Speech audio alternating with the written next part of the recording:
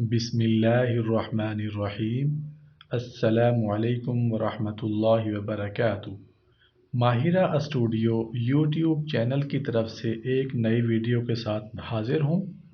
میں آج آپ کے ساتھ ایک بہت ہی خوبصورت حدیث شیئر کرنے والا ہوں۔ آپ نے اس حدیث کو آخر تک دیکھنا ہے اور انشاءاللہ اس پر آپ نے ہم سب نے اس حدیث کو سننے کے بعد اس پر عمل بھی کرنا ہے۔ حضرت محمد صلی اللہ علیہ وآلہ وسلم نے فرمایا، پریشانی کے وقت یہ دعائیں بار بار پڑھا کریں۔ حضرت ابن عباس رضی اللہ عنہ فرماتے ہیں کہ رسول اللہ صلی اللہ علیہ وآلہ وسلم پریشانی کے وقت یہ دعا کرتے تھے: لا الہ الا اللہ العظیم الحلیم، لا الہ الا اللہ رب السماوات والارض ورب العرش العظیم۔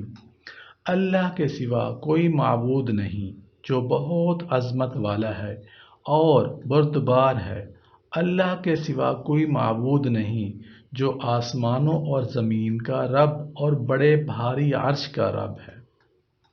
صحیح بخاری جلد نمبر 7 حدیث نمبر 6345۔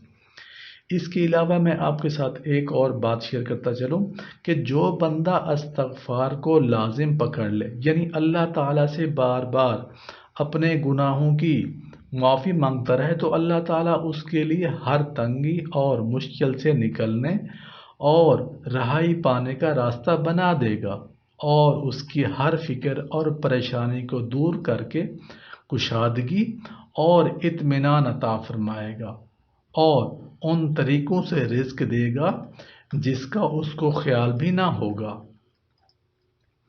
ہمارے پیارے نبی حضرت محمد صلی اللہ علیہ وآلہ وسلم نے ارشاد فرمایا، جب تم ایسے ہو جاؤ کہ تمہارے غم بڑھ جائیں اور تم ان غموں کو ختم کرنا چاہو تو مجھ پر درود پڑھو، یہ تمہارے غموں کو ختم کرنے کے ساتھ ساتھ تمہارے گناہوں کو بھی مٹا دے گا۔